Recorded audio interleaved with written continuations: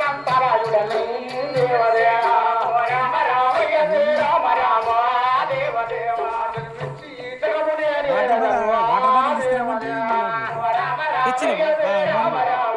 మరి ఎంతసేపు తిని గంగని వాకింగ్ చేసినాం 5 నిమిషాలు లేట్ ఆడు భూపాలు కూడా వచ్చిండు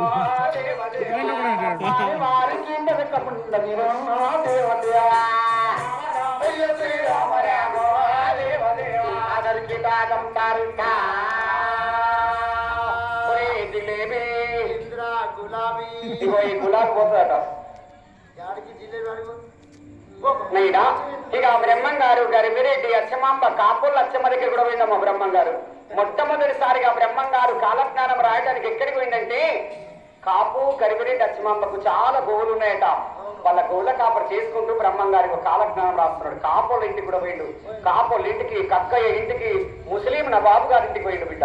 అన్ని కులాల దగ్గరికి పోయి ఆయన అందరినీ ఐక్యం చేసిన బ్రహ్మం గారి బిడ్డ. ఒరే నవ్వులు అవి వచ్చినాయి పువ్వులు కూసాయమ్మ. దక్షిణాలాగా గుండ్లు కట్లాడి పెద్దవాళ్ళ దగ్గర రోజు వస్తాయి. పెద్ద పెద్ద రాతి పంటలు పగిలి ఆకాశంలో పయనించని మీద మీద నల్లి భయాభ్రాంతుల చేతులే గద్దల వలె దద్దల వలె అతని చనిపోతారు మానవుడు. మనసున్న మానవుడు రాయి కంటే కఠినంగా మారినప్పుడు రాళ్లకు సీము రక్తాలు కాని రోజులు వస్తాయన్న పత్తరితే పరమాత్మవి అన్నాడు కబీర్ రాస్తాడు. కానీ ఆ రాళ్ళకే సీము రక్తాలు కాని రోజులు వస్తాయి. ఇక రానున్న కాలంలో ఆకాశానికి పొగమంటలు పుడతాయి. ఆకాశానికి పొగమంటలు పుట్టనున్నాయి. ప్రపంచం లోపల కుల మత భేదాలు కూలిపోతాయి. ఇప్పటికే కూలిపోవాలి. కుల వ్యవస్థ రద్దయిపోవాలి. కుల వ్యవస్థ రద్దయిపోతేనే హిందుస్థాన్ బాగుపడతాయి. ప్రపంచం లోపల 6 మతాలు ఒక్కసారిగా కలిసిపోయే రోజులు వస్తాయి.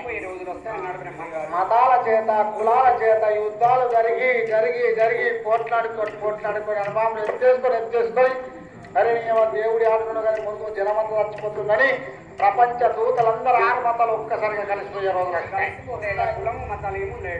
నాయన ఇక రానున్న కాలంలో రూపాయికే చిటికెళ్ళి మొత్తం